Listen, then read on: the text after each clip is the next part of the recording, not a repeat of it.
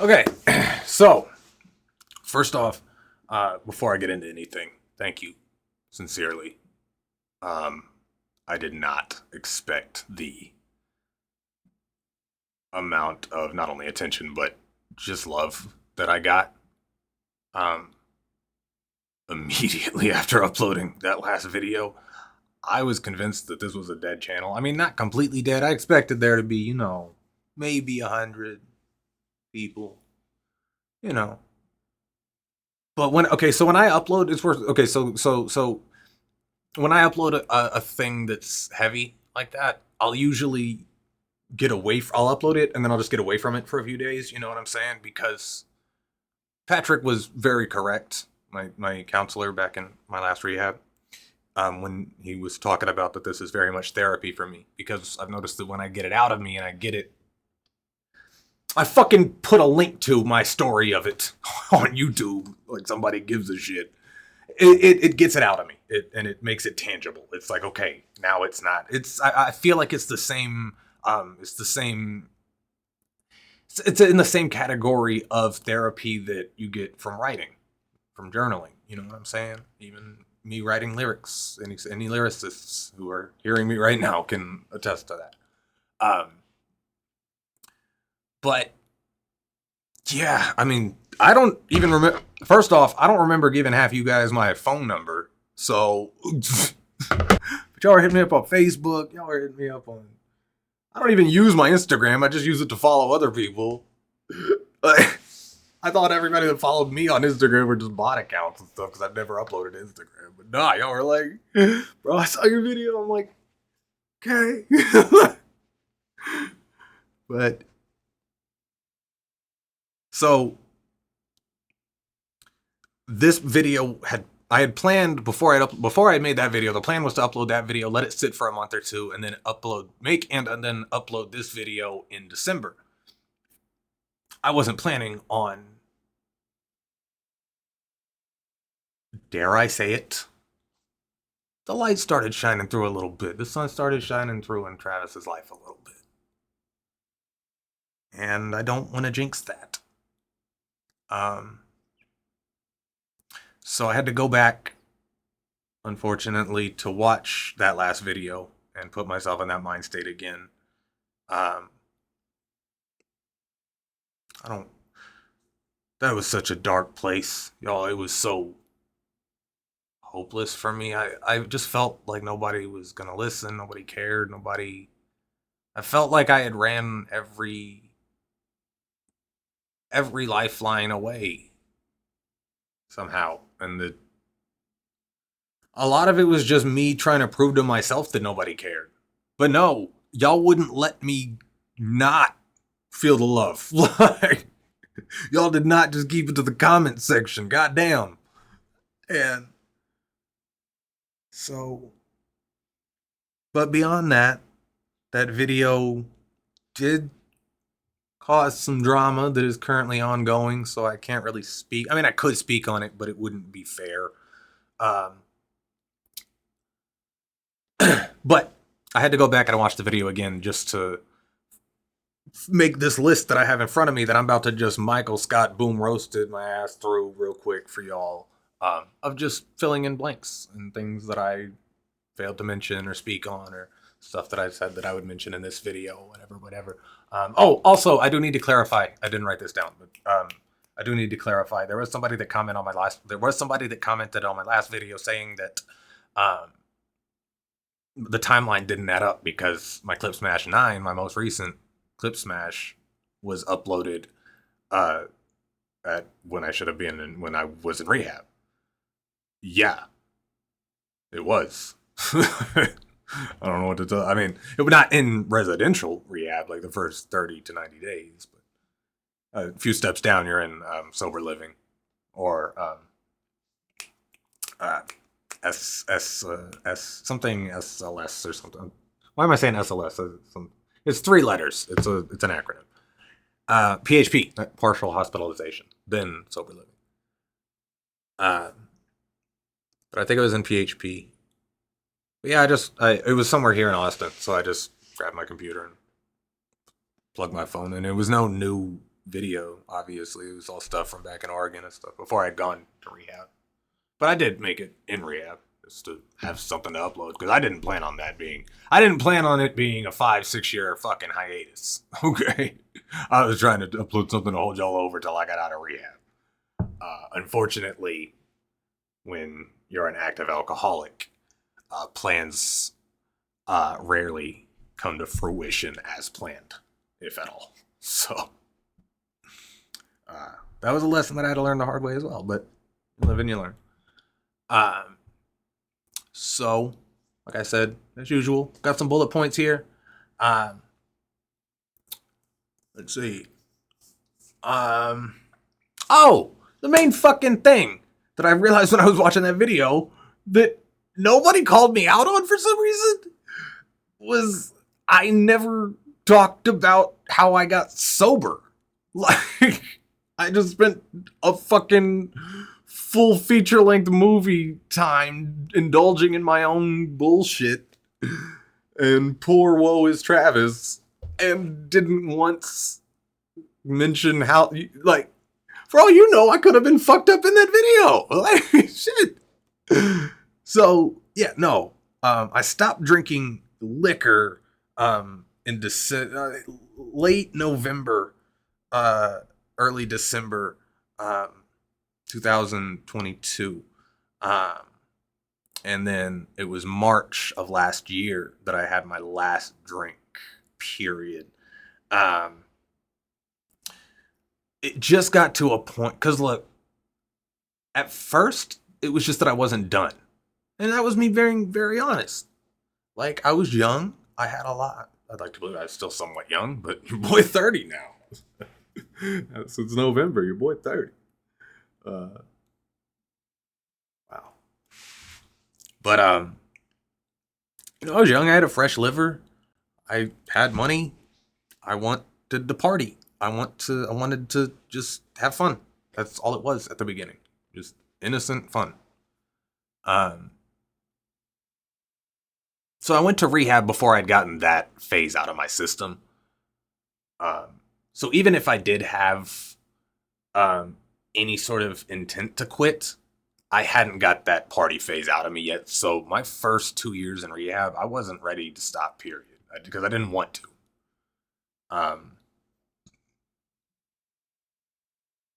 And it was it was 2021 to 2022. Those 2 years were when it got real dark.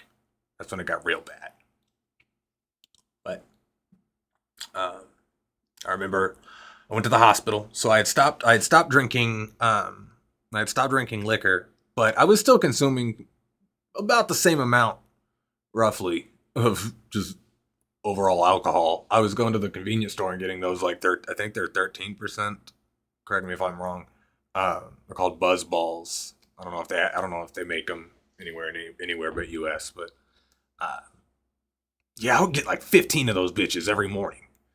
And because the corner store was literally right at the corner right there. And I would just drink those throughout the day and fall asleep at random times, wake up, throw up, try to get anything in. I was just bouncing in and out of the hospital.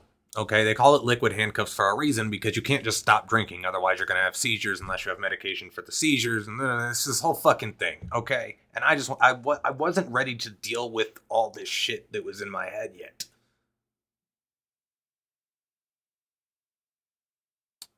Till, even my last time in the hospital, when I originally went there, I was like, man, I can't wait till I get out of here to keep drinking. Like, but they kept me for a while because I had cirrhosis and pancreatitis. And that was the worst pain that I've ever been in. And this is coming from somebody who's been skateboarding for goddamn shit, nearly 25 years now. I know, like, I have a high fucking pain tolerance. All right. That was the worst pain I've ever been in. They hit me with morphine. They came in after that, because that clearly wasn't helping. I was still, like, screaming in agony into a fucking hospital bed. They came in, they gave me fentanyl 4 milligrams of fentanyl. I know both was 4 milligrams because not only did I hear him say it, but I made sure it was because that's the maximum allowed dose you're allowed to give per 6 hours. Or I think it's every 6 hours at the hospital. But yeah, the maximum dose at once is 4 milligrams. So I got 4 milligrams of both morphine, which is what heroin is, except just medically clean. And I got this new shit that's been going around that I was really afraid of, and it was my first time ever having it. Fentanyl. But I was at that point I didn't care. Obviously, I wasn't so afraid because I wasn't doing it. I didn't just buy it from some dude. I was at the fucking hospital, but still, I had never heard a good fentanyl. I'd never heard a story that was good that started off with like, okay, so I was taking fentanyl. But anyways, they hit me with that and it still wasn't doing anything. But then I heard them say that magical word. Because I have my drug. My mom told me at a very early age, she said, one day you'll find your drug. She says, I hope you don't, but I know you will. And my drug is Dilaudid. I remember, I think it was one of the first things I ever broke was my left wrist. I was trying to roll the 8.5 over in Talent. I just got out of school and I just worked up the balls to do it and just go for it. Because that was like the biggest thing at the Talent skate park there. So, for those that don't, so rolling in is like, it's pretty self-explanatory. So like instead of like putting your board on the coping, you know what I'm saying, and then dropping in, you just roll into the fucking thing. And it's considerably more dangerous and scarier. It's just a lot of things that could go wrong. But rolling the 8.5 was something that none of my crew of friends had done yet. And we had all been like, one of us is going to fucking die trying it. And sure enough, fuck myself up. But I remember at the hospital, they gave me Dilaudid. And the exact same feeling happened again. Except this time, it didn't help. Like, when Dilaudid comes through me, it's like, I feel it, like, relax all my tension in my... It's like all of my muscles just, like, fucking relax all of a sudden. And they did, but my stomach had just... You get to a point where you're dry heaving. After you have thrown up all you have to throw up, you're just starting to dry heave now, and you're just throwing up recently swallowed saliva and stomach acid if you're lucky. Other than that, it's just stomach contractions. But you do that enough, your stomach will start spazzing, or your stomach muscles and your abdominal muscles will start spasming on their own. Just as any muscle that you overuse will start to, spasm. So you'll lock up. So like you'll be over there, like you're leaned over trying to, because for some reason that's the best position. It's leaned over. That's for me the best position. My stomach hurts is just leaned over. Awful for my back. My mom did it throughout all of her cancer. We'd come into her room and she was just leaned over like that. And it's like, look, if that's what helps mom, just do you. That does not look comfortable. But she was onto something because that's the spot. That's the position.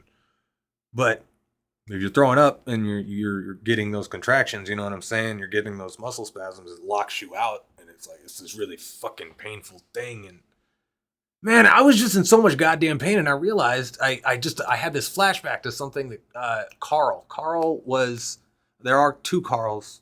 One of them is a beautiful, beautiful violinist. I don't know if that's what you call them. He's a fiddler, and I'm actually. We'll talk about future stuff in a future video, but I'm talking about counselor Carl. I met him at my first time at Recovery Unplugged, the music place, and he what was I talking about? God damn it! Talking about it. Okay, so that's the worst pain. Oh yeah, no. So what he had told me, I had this flashback to him saying in some meeting that we had. And this is very true. I've found 10 minutes of the most blissful pleasure you can experience as a human being in a human body does not nearly outweigh 10 minutes of the worst pain and agony that you can endure. And after that, it was a very simple decision. They kept me for a few days. I stayed in till a little bit after St. Patrick's Day. I say St. Patrick's Day is my sober date, just because I mean it's at some point in there. St. Patrick's Day happened while I was at that hospital, and it's just easy to remember. And I think it's ironic. It's because it's St. Patrick's Day. But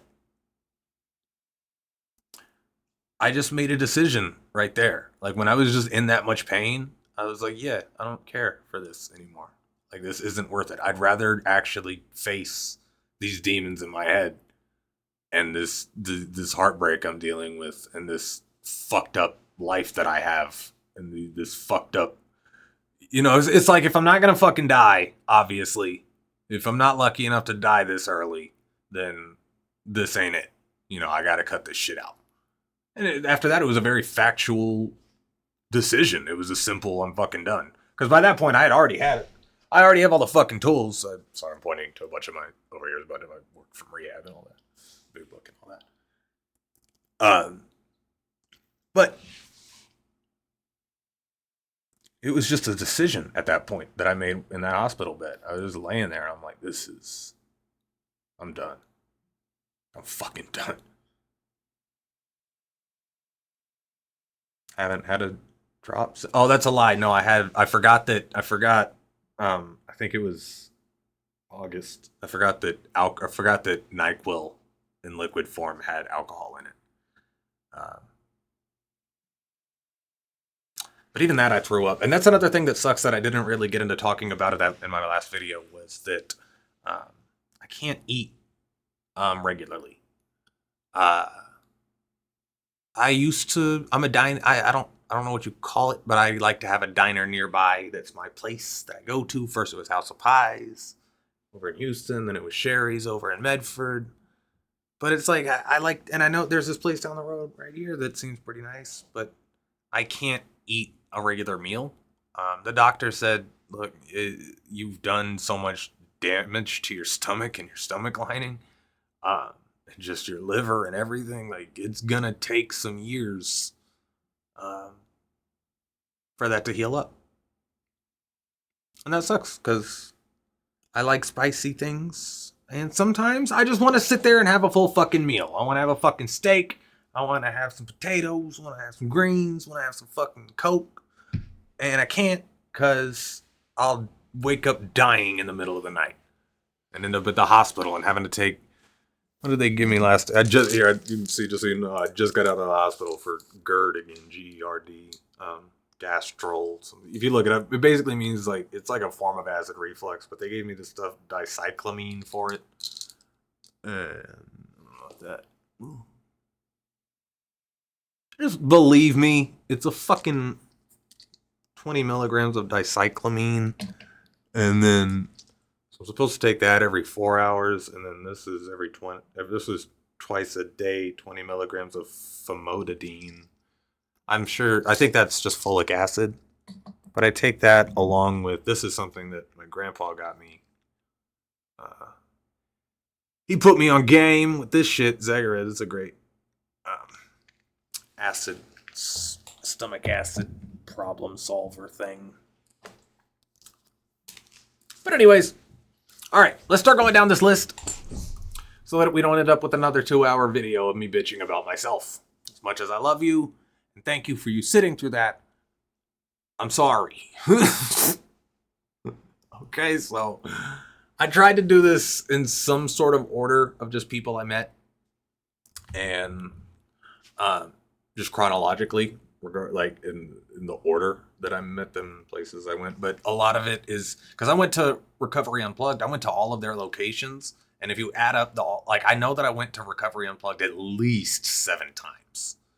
That includes their Nashville, that includes their Florida location multiple times. Of course, this one in Texas multiple times. One time I went to a place called the Extra Mile. It was just miserable up in. I think I talked about that one in the last video. It was a lot of it's just a blur. Like I believe even if I was dead sober for all of it, I mean obviously I wouldn't be doing all of that if I was sober, but for the sake of argument, it was all just so much of the same shit that it's hard to but I do remember the places that I met these people. So the first guy that I met, and let's go back to Narconon. Narconon was the Scientology place. The first guy, this dude looked dead ass like T2 Darlanton. For those that don't know, he's the guy who he was my inspiration to make YouTube videos as a child.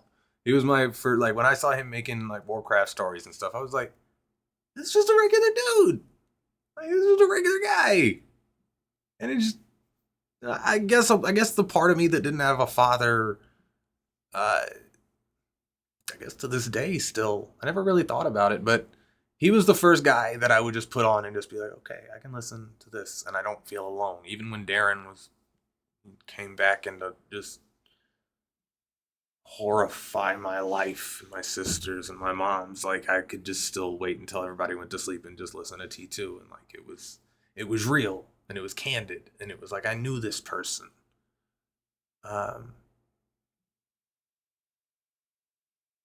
This guy looked just like him.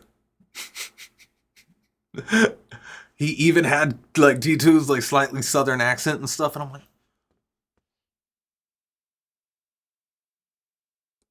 unless this motherfucker has been lying to me, there's no way that this is T2.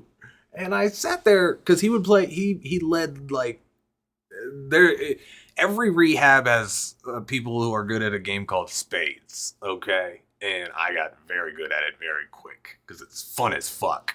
But I didn't know until much later that they only play it in rehab and prison for some reason.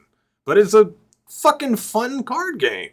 It's a 4-player card game typically, but he was always running tables of it, and he taught me how to play.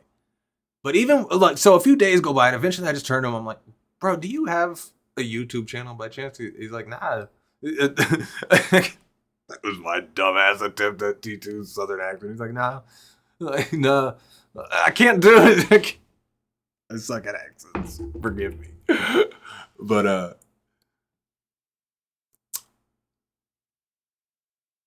so that guy, I figured that was worth noting. Now, a lot of these people I'm going to be mentioning, unfortunately, have died. I'm not going to be talking about them as such, because that's not how I want them.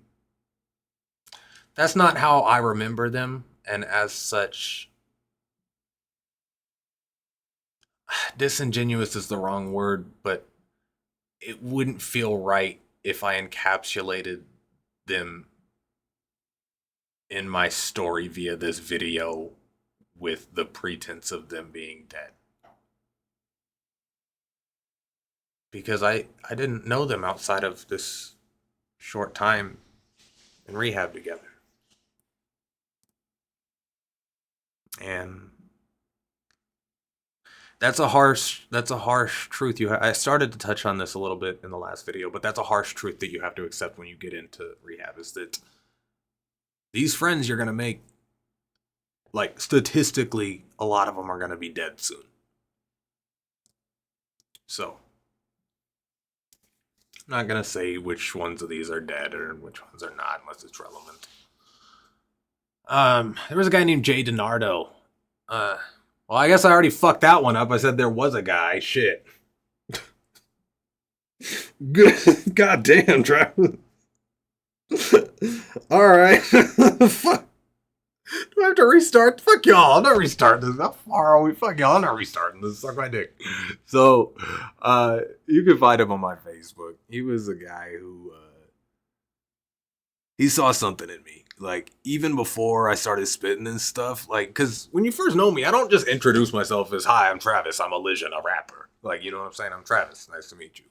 If you get to know me and you ask me questions, if the conversation leads to it, or we're already there on music business shit, you wouldn't know I'm a rapper, I'd like to believe. So, but he saw it in me. He's like, "Bro, you should like write or something. You should like, you know." And I posted a list in 2015, or like I posted like a scrap version of it that I did. By the way, I have a lot of like outtakes and stuff that I haven't uploaded here, uploaded to my Facebook videos, if you're that interested. But I remember one of them was one of my takes of 2015, Elision 2015.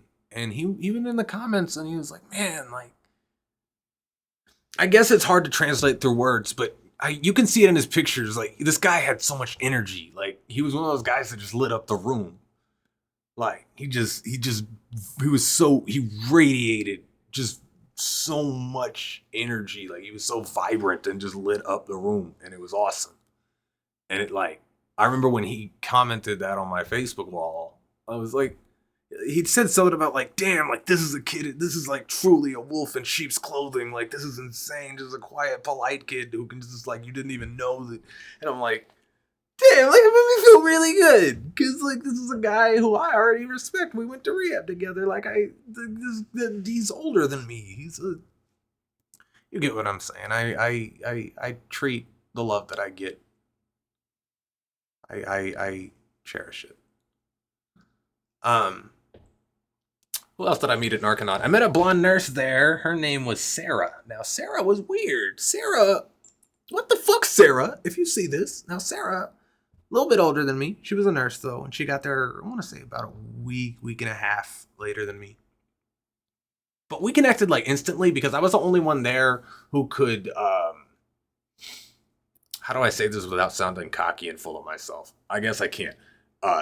Who could keep up with her mentally, who could keep up with her psychologically, and who could hold a conversation with her with regards to the subjects that she was interested in. So we clicked pretty quick, and it got to the point that we were waking up and going on walks together around the track and stuff before everybody else got up and was talking, and she gave me her number and all that, and so when I got out, and I gave her my number, she asked, and look, it wouldn't be so confusing if I had asked her for her number, or I had given her my number. She went out of her way to make sure that we stay in contact, but something must have happened in that week that she was there while I wasn't after I got out that changed her ways of thinking about me, because she still never responded to any texts. So, because I was like, this works. I could see us spending I could see us wasting a few years of our lives together. I could see wasting a few years. That's how I look at relationships now. Like, it's like, I could see wasting a few years on you. I can see that. I can see it. I'm willing to give you a few years of my life. I think that's love. If it just so happens to last till death, then whatever. But speaking of relationships, though, there were these two. Okay. So there was a girl named Ariel. Ariel. I'm saying it like that because if you pronounced it or Ariel, she would correct you, because it has two L's and it's Ariel. Like it's almost like an acronym, like REL. But no, it's ARIELLE. So she was real persistent about it, that you had to get it right. I really don't like people who are like that about their name. Like, fuck off.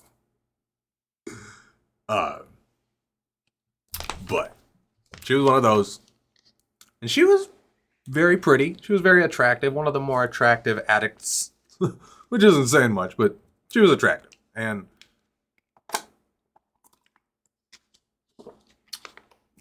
we started noticing that her and one of the guys, Max, would like not be seen in group or whatever, but always at the same time.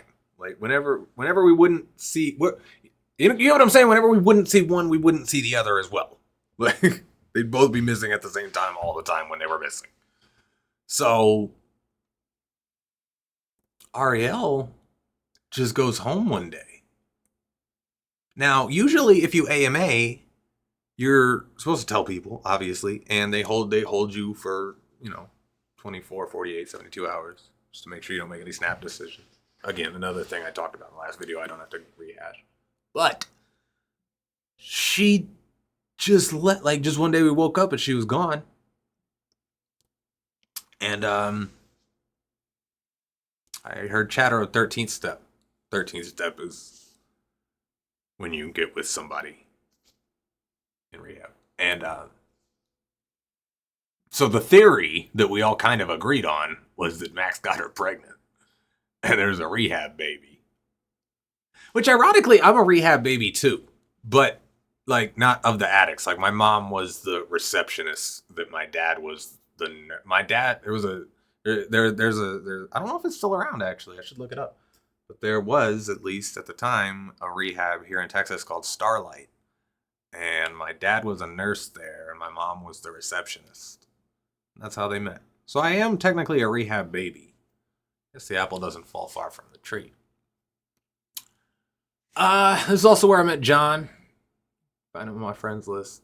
Just it's just like me and Owen. Just like every once in a while, you come across somebody in your life who just fucking instantly, you're just friends. Like immediately, you just click, and you just never have a not awesome time together. And that's me and John. And Owen, wish you were still here, man. Wish you were around.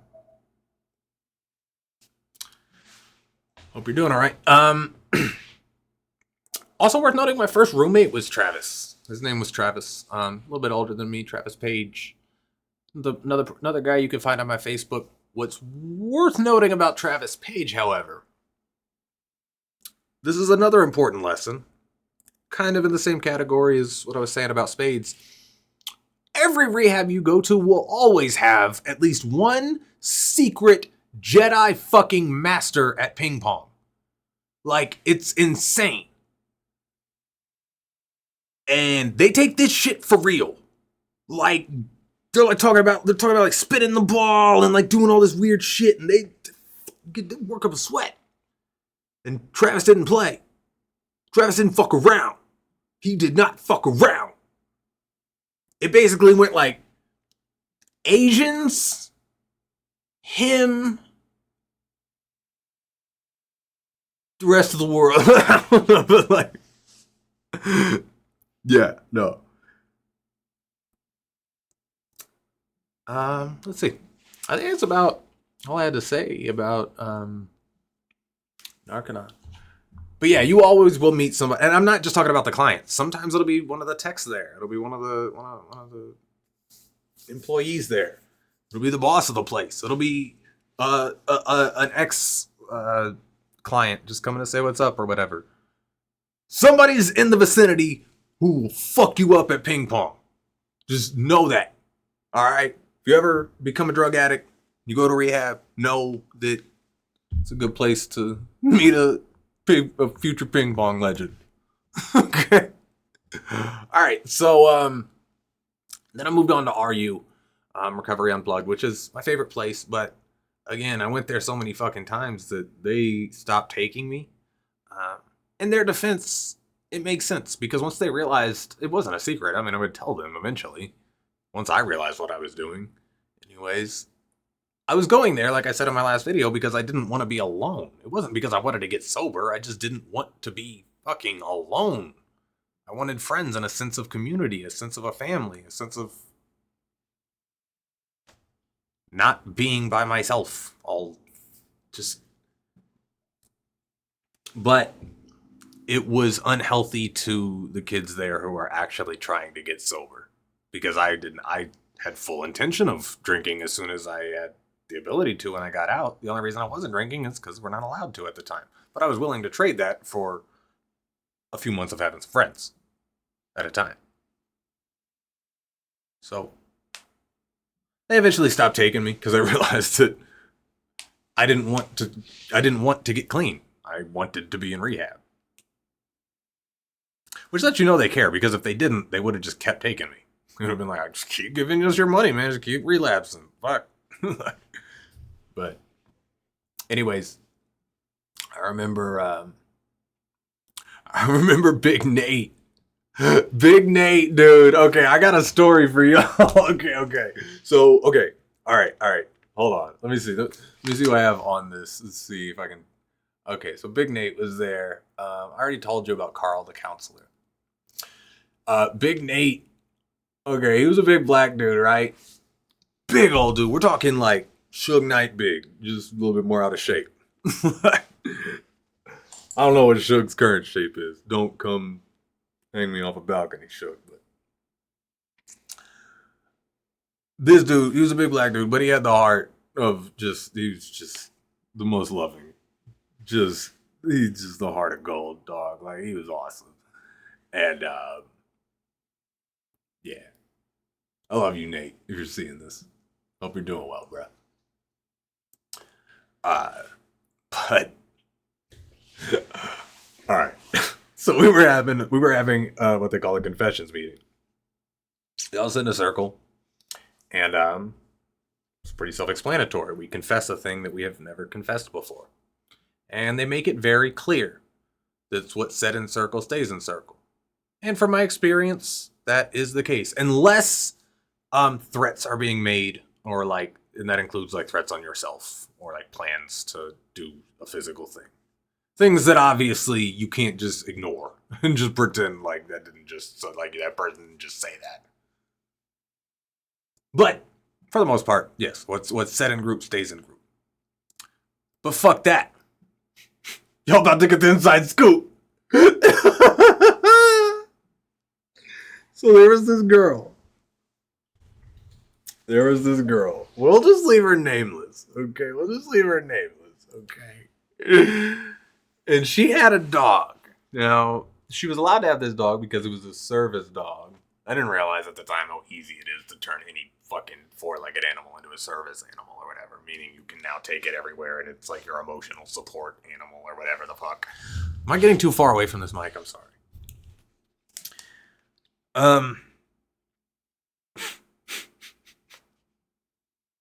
So people are going around the circle. It's a very dimly lit room.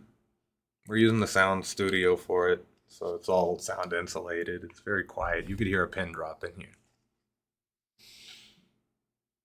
And because people are pouring their guts out, you know what I'm saying? Even if to you it's not that big of a deal, it is to them, so you respect what they're saying and you listen to them as such. And they do you. It's like I said in my last video, you get to know people real quick because the bullshit's cut out real quick. But sometimes it gets cut out too quick. So this dog, she loved this dog. She really loved this dog. Because when it came her turn to talk, she had the dog under her chair, right? And she's like, so I've never told anybody about this, but I have had sexual intercourse with my dog. Okay. Everything was silent. There was no, like, usually there's a little bit of like a, oh, that's, whatever. It was almost like we were waiting for her to say, like, she was just kidding or something. But no, it was just silent. And just right before it got to be too awkward silent, you hear Nate from behind her just go. He just went, ugh!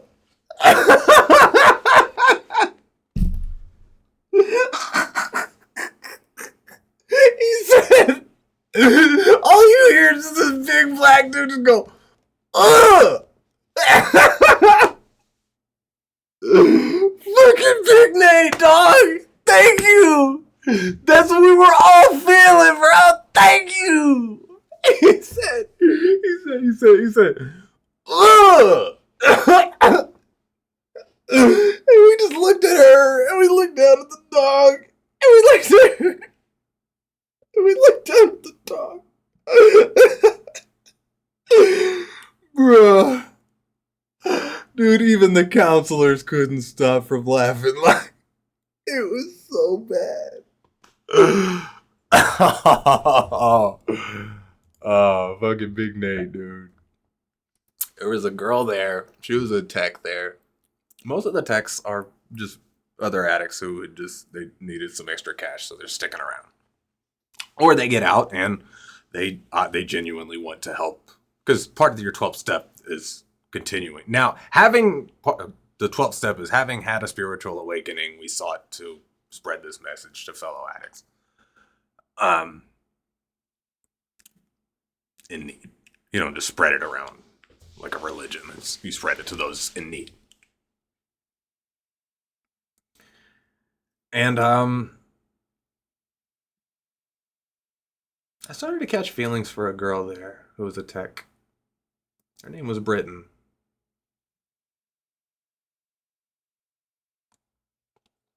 And I'm doing a pretty bad job at this, not revealing the ones that died part.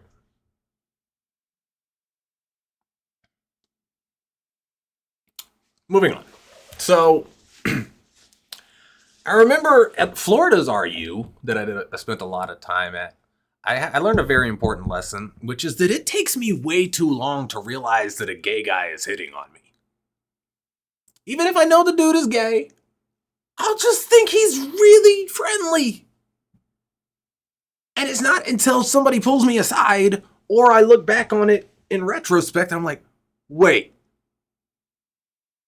Because I met a dude there who was like, he just suddenly seemed like he was a bit older. He was like early 40s and stuff, like already balding. He was like a meth guy, all skinny and all that. His name was Jeff. And Jeff would follow me around like everywhere. Now, in his defense, we were roommates, but all that really means is we sleep in the same room at night. You're not really in that room.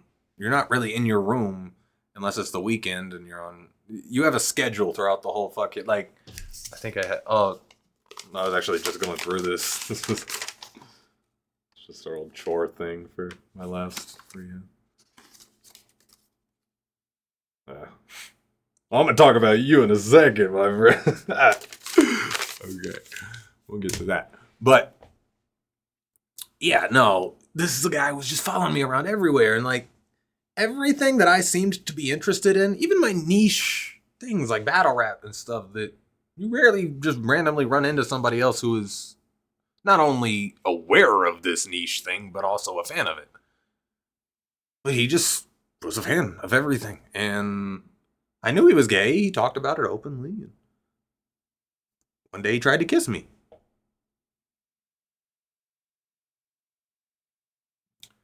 And yeah, that was weird.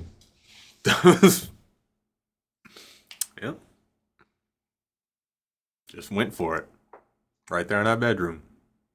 Sitting there working, trying to fix something behind the TV. Yeah. I should have noticed when he was drawing pictures of me. For me. That there might be a... But, there was a girl there, too. There was a tech, guitarist woman. Very, very attractive. I even told her, I'm like, look, please, can I just be your boyfriend? Like, please. I mean, you're going to miss every shot you don't take, so I just asked her one day. But I remember, so her name was Marissa, and she looked just like the teenager from Beetlejuice. So I asked her. Because, I asked her, like, it was like 80% joke. But 20% I was like, this bitch really looks like her, though. Like, for real, though. And, but no, it wasn't her. So let's move on to some more interesting people. So when I was in the Extra Mile, that Mississippi place where I was the only one with a full set of teeth. I made two friends there who also did, in their defense, have two full sets of teeth, as far as I'm aware. Danny and Sal. Danny or Sal, if you are seeing this, what's up, bros? I hope both of y'all are doing great. Sal, I'm fucking proud of you, man. Sal was the first one of us. He was like, because he was the most, I think he's the youngest of us, but he was the first to like get it together. So we all met. It was weird. It's a small world. We all met at the Extra Mile, right? But we all ended up afterwards living here in Austin. So Sal got sober first. I know that because one of the sober living places I would live in was the Ascension House. And he was working, don't think at the Ascension House with Chris Mosher. Chris Mosher is a guy who we'll talk a little bit about later. But he was help manage some closer house to that one.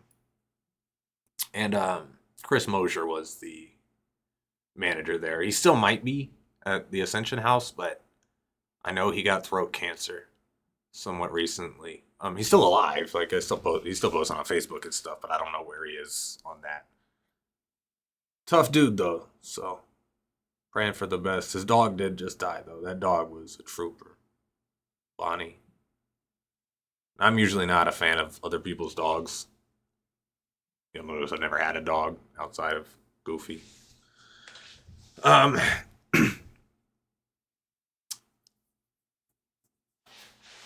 have had a dog. I don't know if I've told that. Have I told my story of my golden retriever yet? Somebody who's watched my videos, tell me if I've told the story of Sketch yet, my golden retriever. Because that's a fucked up story. Anyways. So, yeah, Sal, we're just three, like, we all went to the Gay Pride Parade together, I think either 2021 or 2022. We all went to the Gay Pride Parade together. And we just had a fucking blast. Like, down here in Austin, like, we were bar hopping, we fucking cruising around in my Lexus, like, we had a fucking good-ass time at the Gay Pride Parade. That was awesome. I got hit on by some dudes, but luckily they were all cool. I was like, no, I'm straight. So they're like, oh, my bad. But, yeah. But, Danny, I haven't heard from lately. Danny Burnham. Burnham. Burnham. And it's kind of starting to worry me. I'm hoping he's okay, because I know he had a lot of close calls. His thing was fentanyl. And he definitely had a few ODs under his belt. So, I hope you're alright, Danny.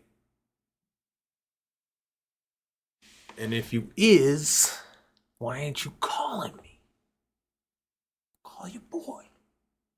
There was one time that we smoked weed in rehab. So back to the Extra Mile, that place up in Mississippi. Yeah, there was a black dude there who, every once in a while you can have family visit, and they gave him a blunt, or at least what was left of one that they had. And he gave it to Danny. Danny brought it to our little house because we all split into, they're all little houses that we would all split into at night. And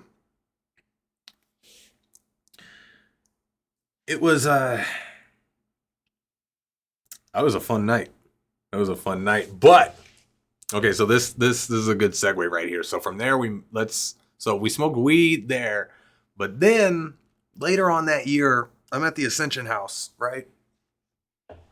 And at the Ascension House, you do get to have like your phone and laptop, computer, whatever, all that, but only after a certain period, and you have to be, I believe, at least on or past your eighth to ninth steps. The 8th is made a list of people we needed to make amends to, and then 9 make amends to them. Or is that 7 and 8? One of those, between 7 and 9. And once you're past those and your sponsor gives Chris the thumbs up, you can get your stuff out of security and all that. Soon as I did, the place that we would hang out there was a garage in the backyard. There still is. You're just not allowed to hang out there anymore. I'm pretty sure it's because of me and what I did there. We would really just smoke cigarettes, and we'd skate in there and blast music and stuff. And we had an Alexa and my laptop, and we just fucking chill in there. But we stuck to the rules until one day, one of the kids, I should have stopped him, but I didn't. One of the kids was like, yo, I can get us mushrooms. And I was like, fuck mushrooms, because in case you don't know, I've never had a good mushroom trip. But I was like, can you get acid, though? And the kid's like, I don't know, but let me call the guy. So he works out something. And eventually we get the guy to come drop off. I paid this dude $80 to give us 4 hits of acid in blotter acid in rehab. So through that garage. Now they both took theirs. I remember like because that night they both took theirs as soon as we got it, but it was kind of late in the night. And I just wanted to gauge how strong it was before I took it. So, just like any responsible driver, you always keep one person sober to keep an eye on the people tripping. Safety first.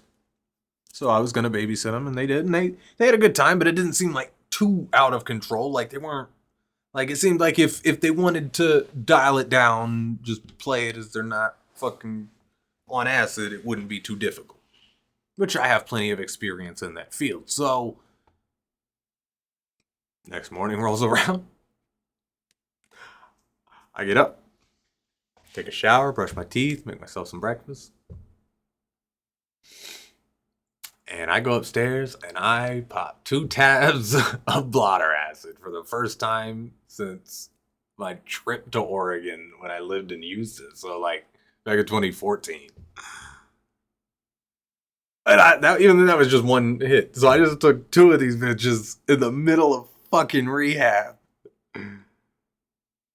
And I just remember I had my headphones on, and just every song that I listened to was the best song that had ever been made. And that's all I cared about. And I was just laying there, because the way it would work was on weekdays, the Ascension house was split into the girls' house and the guys' house that were on slightly different sides of the area of town. But we'd either, so we'd take shifts on days, we'd do all of our groups together. We just didn't live in the same house, but that meant that we would take turns going to each other's house every day throughout the week. So on this day, we were supposed to load up in the van and go to the girls' house and go do groups there. I'm laying there on the couch, just like in a trance, and the Chris, he comes in and he like taps on my shoulder. He's like, "Trav, you good to go?" And I just look up at him, and I just looked at him with eyes that he says were like fucking saucers. Like, I have it in my head that I believe I could. If you're watching this, Chris, I still believe I could have pulled it off. But it was just the way in which I said hello. It was the way in which I said, he's like, "You all good?" And I just looked up at him. I said, "Hello today."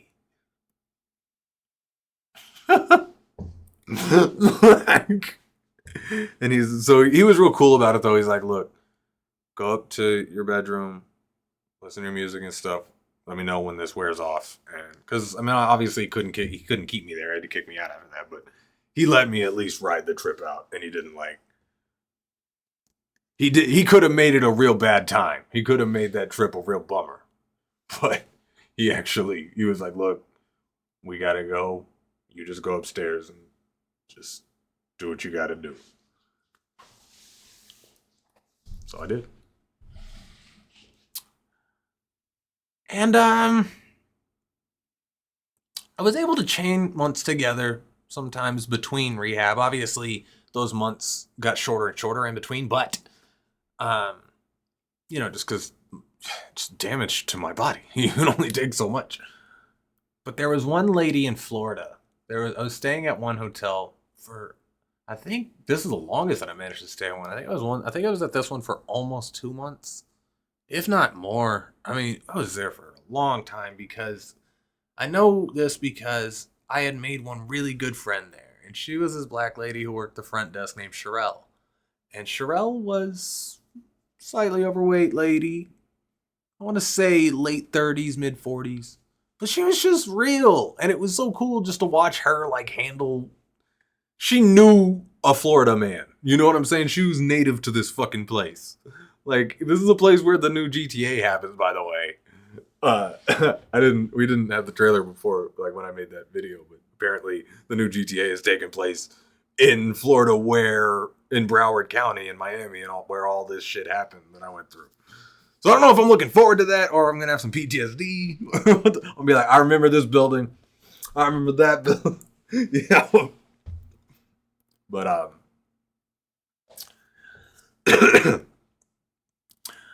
Sherelle, and she knew I was an alcoholic. she was just so real with me that I didn't mind sharing what was going on with me with her. And I was just like, this is what I'm going on. Like, she's like, so where's your parents? Where's your mom? Tell them that or whatever. That's another thing that happened at the Ascension House, November 7th, 2021. Yeah. Um, 2 days after my birthday, I got a call from my baby sister, from Kelly, um, that our dad had died. And I don't know if I really processed that yet. I guess I always had it in my head that I'd see him again someday. Or we would have some sort of reunion. Maybe an apology.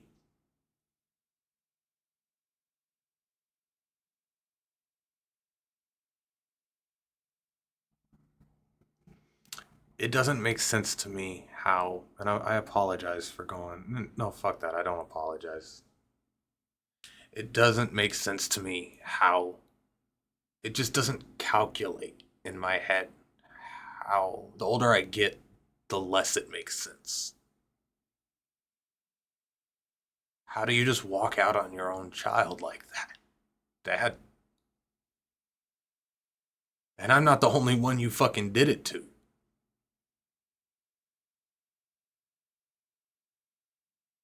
I get anxiety. I don't know if it's just because of me being 30 now and it's just a natural part of just being a human, but I like think about having a kid and get anxiety. Like I get anxiety over a kid that doesn't exist yet. I couldn't imagine actually like when Lynn got pregnant and I actually believed it was my kid. Like I had never been stricken with that much fear before. Because I had never loved something that much before. Like it's overwhelming to the point that it blots out the sun. No pun intended. But it's just like this tidal wave, just this tsunami of fucking just like holy shit. This is my child. Like, oh my god. And not once, not fucking once, do you call me?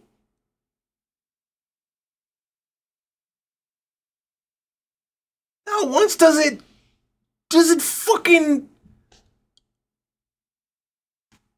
whatever, Dad.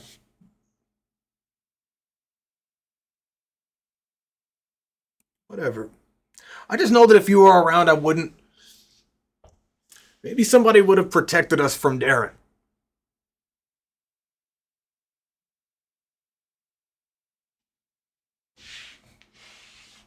I'm sorry. But Sherelle was nice. Sherelle was a lady who I could sit and talk to all day and night. She was there. And I even have her phone number today. But she's the one who actually got me out of that whole situation with Jay and Bianca, those two that had like kidnapped me. Because they wanted me to go back in there to try and like, I don't remember, just do something. But Sherelle had seen me and they had fucked me up at this point. I had like a black eye and all that. And I was trying to hide it and all that. But she saw me. She's like, Travis, what happened to you? And she's like, look, we'll get you a room, get your stuff. And I told her what was going on. And she like got the police involved and all that. And the police came and they let me get my computer and everything out of that BMW and all that. And Sherelle really saved the day. Shit, I still have my computer. That was so stupid of me to have my whole fucking desktop with me over there in Florida. I don't even have a fucking house to put it in, and I'm just walking around. I was so dumb.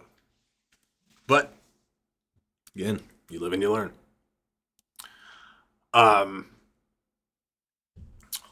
Where was I?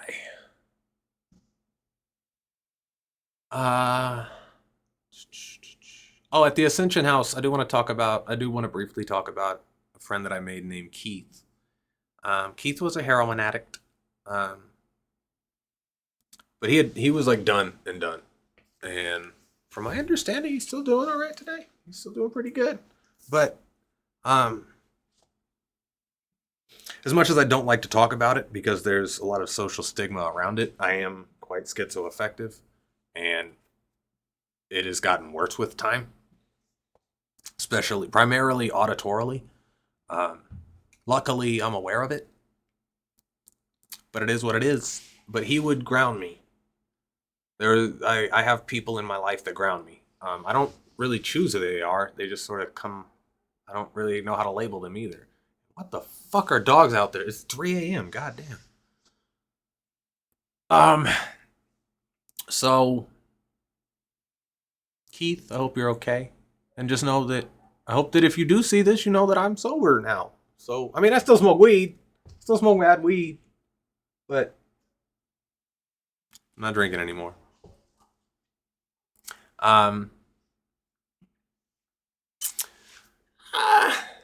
So let's just move on to, I don't want this to be as long as the last video. I really don't.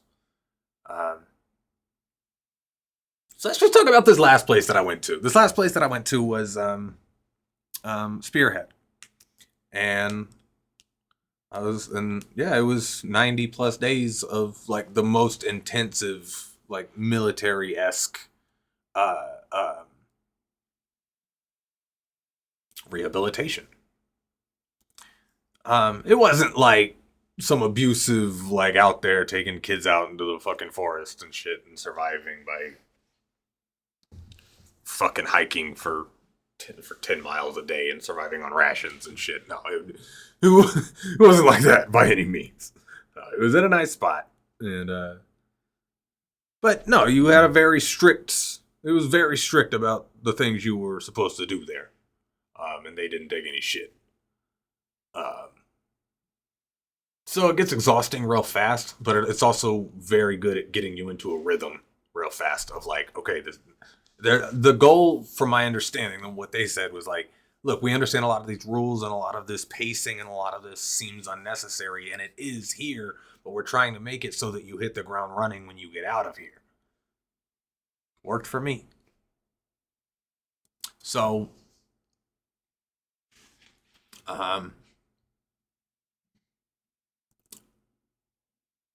who do I want to talk about first there? Let's talk about one of my best friends. One of my best friends today. Fucking Duddits, bruh. Fucking Dudley. Duds, my dog. My man, my boy, my nigga Dudley. Man, goddamn, you can find him on my Facebook. This dude is the shit. And he's so into, and this is going to sound really, I don't mean for this to sound condescending, because I do consider him a peer, but he's like, I'm like 10 years older than him, or 8, 9, something like that. But I didn't know that. I had to keep reminding myself of that, because I met this kid when he was 19, 20, and I thought he was like, he's intellectually 30. You know what I'm saying? And he seems to be doing okay.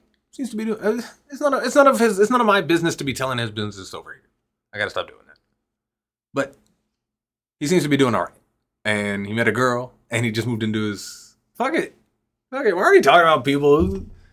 It's not fucking. Sue me. Take the video down. I don't care. This is my life as I live it. So I'm sorry if your name comes up in it, because you were part of my life. I suck at censoring myself. I always have been.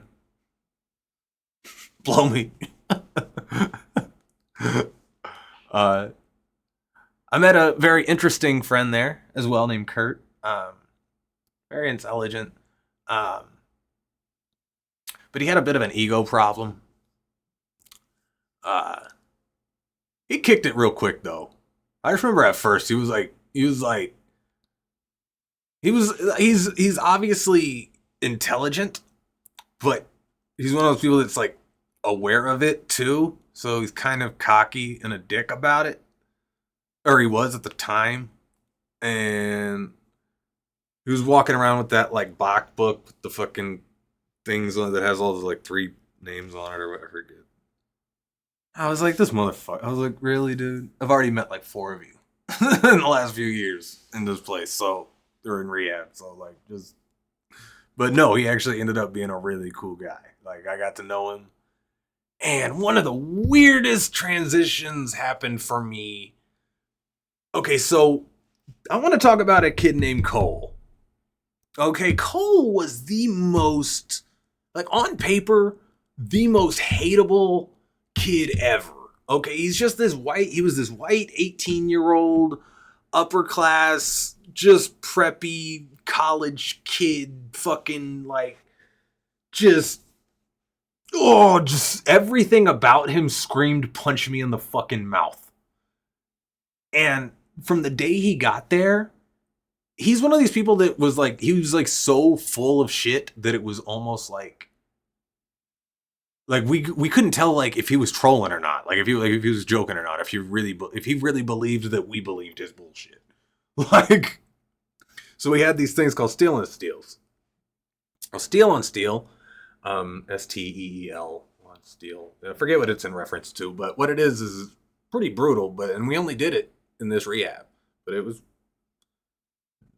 pretty effective. We sit in a circle, and basically everybody, all of your peers, the fellow clients in rehab, they all circle you in this room, and they go in a circle, and they each write down 3 things that start with,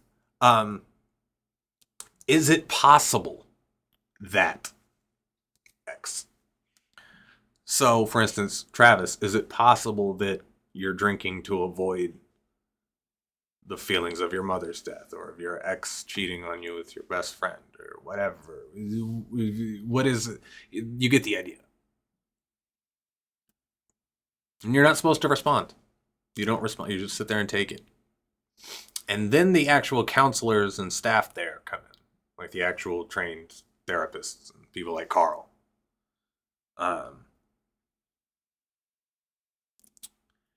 And people like Patrick. This is where I met Patrick. And now every Steel and Steel I had seen up to mine, like I was so ready for mine, because all I had seen was these people just try to imitate, or just intimidate the shit out of these kids until they cried, just with words. And I'm like, bro, like I love verbal warfare, bro. I'm fucking built for this. Like, please put somebody in my face screaming at me. Like, I love that shit. Like, I have so much material ready to go. Like, my brain is just built for it. But they came out of nowhere.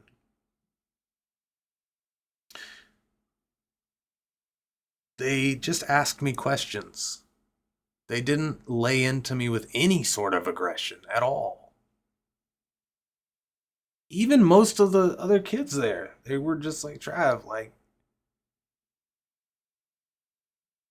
what are you hiding behind your humor? I'm like, Travis, like, do you realize it's okay to just be you? Has anybody told you that? And just like, and yeah, they fucking broke me down, dog. Yeah, man. But there's a kid there named Austin, okay? I'm going to say this very quick because the last month of Spearhead, I didn't actually do at Spearhead. The place that you go to detox is connected to another place called Makana Path. Now, Makana Path is its own like 30-day thing, typically for older people. They do take younger kids sometimes, but not very serious cases from my understanding. But I was already 2 months into the program at this point. Don't need any detox, don't need any of that. I got into a fight with this kid Austin because he's a fucking asshole.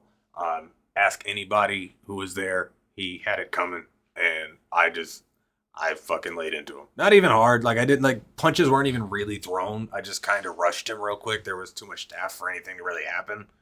Just because they just pulled us apart so fast. But, yeah, they said, look, we know he had it coming and we know he was provoking you, but the fact is you went against the contract or whatever you signed here and you got physical with another client. So, but they were cool with me. They said, instead of us just kicking you out, we'll let you go do the last month or so over in Makana.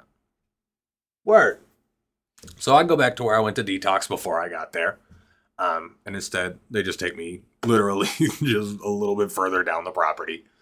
Um, and it's a nice little spot. Now, here is where I met a girl named Farrah Abraham. I didn't know who she was until they told me a little bit later that apparently she was on 16 and Pregnant or Teen Mom or one of those MTV shows about young girls getting pregnant. I didn't know who she was, but she made it very clear to me who she was. Because I didn't know. Like, that's basically all she knows is that she was on Teen Mom. And I feel bad for her because she's like so fake that anything that might burst that balloon might just cause her to fucking kill herself. Like, there's not an ounce of real in this woman at all, and it's scary. It's like I remember looking at her like, this is what the fucking machine does to people. Because there's nothing about, like, her entire body is fake. And the way she talks to you is fake, and everything's a problem, and everything. It's like, gee, like, is this really you at 3 a.m. when you go to piss? Like, are you really like this? This can't be real. Like, really, what are you like? Do you even know what you are? Like, and I would troll her. I was trolling her a lot. I remember at one point, I don't know how she managed to connect it, but she was like, she's like, so do you support rape culture? And I'm like, of course I support rape culture. Like, sometimes you guys won't let us fuck you, and we have to procreate. Okay, I'm sorry. Otherwise, we stop to exist as a species. And I had fun with Farrah. But yeah, I didn't know who she was, so it didn't bother me. But there was also a girl there named Mary Lynn Whipple. And we had a little back and forth. We had a little thing. But one girl actually broke up with her boyfriend for me. Now, this is the sort of embarrassing story that I'll try to leave you with. Should I even tell this? Okay, well, no, we're this deep in. Might as well finish it off. So Brooke was a girl. Beautiful woman. Beautiful young woman. Same age as me. Redhead. Anyways, she was sexy as fuck and just awesome. But she was very much like, I remember I compared her very much to a fawn. She's very much like a fawn. Like, she keeps an eye on things, but it's very easy to get her to scurry away. And she's very silent. And, like, it's hard to pin her down and just be like, what are you like? Like, talk to me. But she comes, like, we got flirting and stuff, and one day she comes out there and she's like, she goes out to the smoking porch and stuff, because there was, like, the girl's house and the guy's house, but it's on the same property. But yeah, she's like, so I broke up with my boyfriend today, and you know, I knew what she was saying. She's like, so after this, like, thing is, I didn't quit drinking when I left Makana. I didn't. It was still, it wasn't until the next year, because that was 2022 that I got out. Or I went there in December of 2021, and I got out in, let's say, March of 2022. So anyways, I didn't stop drinking, but a few months go by, and me and Brooke had been texting each other, right?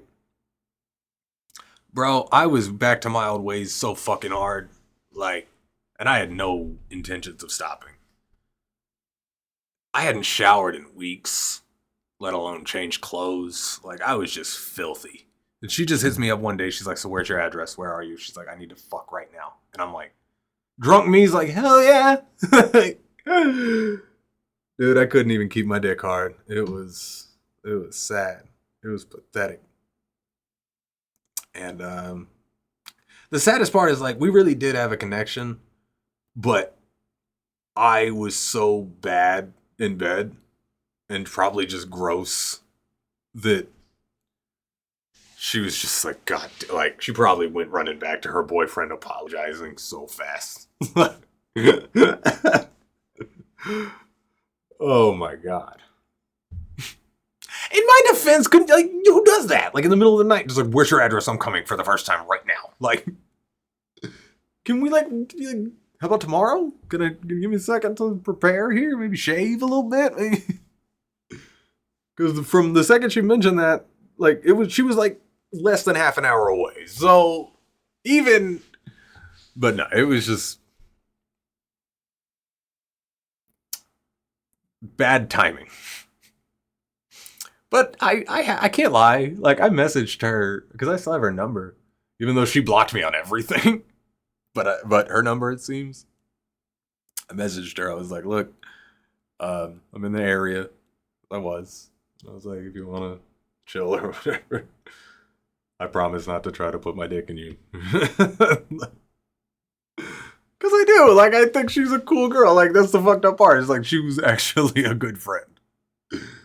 And because I sucked at sex because I had been drinking for who knows how long, I lost a friend. I'm glad that I'm able to look back on this stuff with a smile and just realize the ridiculousness of it. Because at the time, I was like, man, I'm gonna fucking die this way. Like,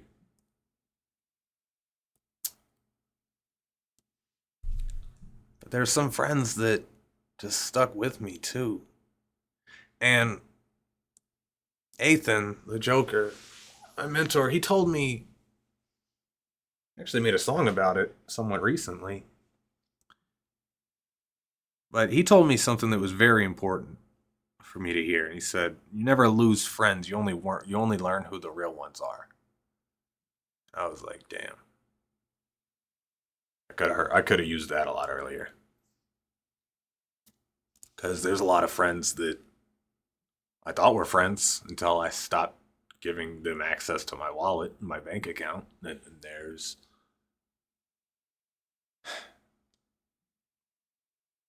What I'm saying is I've learned who my real friends are. And I've made some friends since then. I made an Aussie friend. His name's Jay. We talk on Facebook. We met on Reddit. He's a fellow tech fan, strange fan. He's a cool dude. Check up on him every now and then. He likes to flip trading cards, like Pokemon cards. I'm not sure if he does like Yu-Gi-Oh and like Digimon. Do they still make Digimon cards? Jay, if you see this, let me know. He actually got me to buy like $200-300 of. Bought these 2 tins of old like Blue Eyes cards just to open later. I don't know when I'll get around to it. I remember I was feeling really nostalgic when I bought them, and by the time they got here, I wasn't feeling it. So I'm waiting until I get like a good nostalgia high again. Then go back there and do it.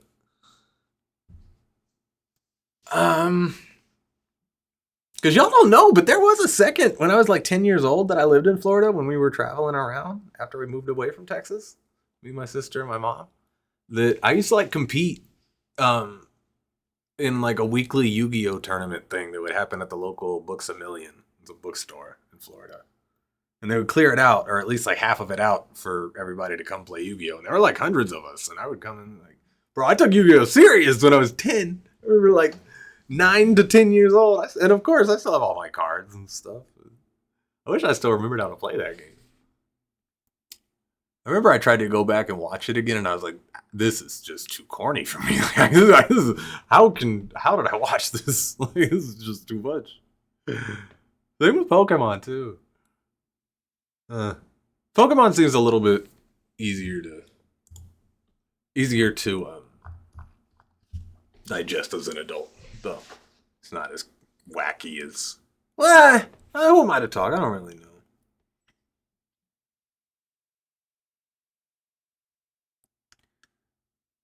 There's some names on here that I have in parentheses, maybe. So I didn't know if I wanted to do this in this video, but fuck it, we're here, might as well. Jack Champagne is a friend that you guys may know of. His WoW name is Brunsgoth. He goes way back, way back. We've been friends for over half our lives. And I did a really messed up thing. And I'm not going to explain what that thing is because it's it would be, if you knew what it was, it would go against the, it would be, it would make, it would, it would negate the apology. But I went and spoke on something that I had nothing to do with. And Jack, while it did come from a place of righteousness, I think, because I didn't want you to get hurt, it wasn't my place to do that. And I hope that I didn't cause any permanent damage. I was not in my right mind. And I hit you up on Discord a few months ago saying I wanted to talk to you, and then I realized, I was like, have I already done this? Because there's an episode of Marin where there's an episode of Louis where he comes in and apologizes to Mark Marin about something that happened a long time ago. And Mark's like, okay, you realize you just apologized to me about this like 5 years ago, right? Like the exact same way. And like, that's the fucked up thing about going through those steps, is like, I don't remember if I've already apologized. So I don't want it to be like this awkward thing where you have to like be like, Travis, you're forgiven. But by the way, I've already forgiven you for this. Because then it just seems like I'm still drinking. Like, so I figured the best way to do it would to cement the fact that I know that I apologized at least, and tried to clean up my side of the street on this. Because I can't tell anybody to forgive me. I can only apologize and clean up my side of the street. So, Jack, I'm sorry. And to other parties involved in that situation, I apologize.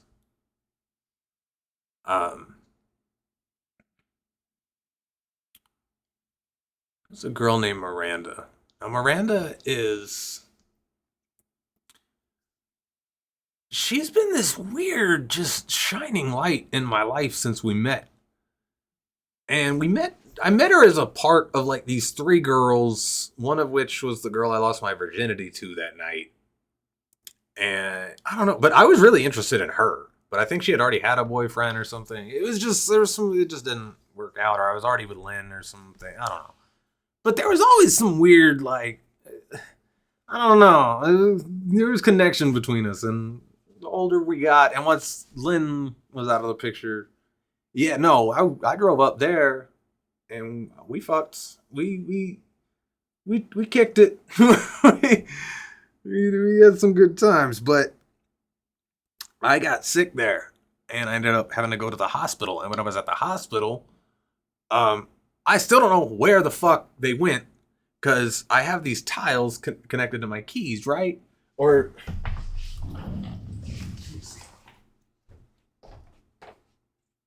so I switched them to air tags now. But the idea is, you see what I'm saying? Like, even on my wallet, you know what I'm saying? So I lost my keys in the hospital, right? So I lost my keys in the hospital, no problem. I have my phone. My phone shows where it's going off. Okay, these are Lexus LS430 ultra luxury keys. Okay, it's not some regular put in. So my phone's going off. The security is just refusing to check the security boxes that is going off in. And so, long story short, we had to leave my Lexus out in the sun in front of her place where I parked it out in the street for her to just keep an eye on for months. It seemed like, while I was in rehab, until they had to event, like, my uncle had to go down there and like convince them that like it was his nephew's car so that they would make him a key to get into it. It was this, I don't know how they pulled it off, but thank you for that, Miranda. And to this day, like, I don't feel any sense of humiliation around her, even though she saw me at my worst. Because she's just so loving, like, all the time. And people who are like that, it's like hard to feel bad about yourself around those kind of people, because they don't care. They just love. And she's one of those people. And she had a kid. You know what I'm saying? So I mean, I made it clear from the beginning. There was another girl too that I didn't talk about in my last video, Elizabeth, who was actually technically my first kiss in like 4th grade, who came knocking at my door. She came knocking at my door like immediately after Lynn and I broke up, and we were fuck buddies. Like she stopped by like 3 or 4 times, but just like Miranda, she's a mother and she had a little one. You know what I'm saying? And I had to make it very clear, and I think this is a very mature thing of me to do. I let them both know, like, look, I am in no position to be a father. And it's like, look, if you want to mess around and have fun or whatever, that's cool, but I am not going to be responsible for this kid being fucked up. Okay? Because I barely know how to traverse life myself. I don't even. Fucking kidding me? I cannot be a dad. Like, no pussy is worth me trying and failing and fucking some kid up. Sorry. But I do wish them both the best. Same with Carly. Carly's mad at me. I didn't really explain what happened to Carly, and I will in a later video. But she has a kid now, and she's married to a new guy, and they moved down to, I think they're in California now. Cut contact with me. So, but she seems to be doing all right, and the guy who she's with seems like a cool dude. So, and their baby seems nice and healthy. That's good. Maybe after enough time passes, we'll reconnect. Maybe not. I don't know. If not, we had enough time together. I'm okay. Who else do I got on here? What's up, Tish? What's up, Tish? Tish is... I'll just leave it. Leave that story for later. But Tish is an old friend. If you know, you know. If you know, you know. But no, Tish is dear to me. She's way cool. And her daughters, dude. She has a daughter now too, and she's doing great. Cassie's a guy. Last I heard.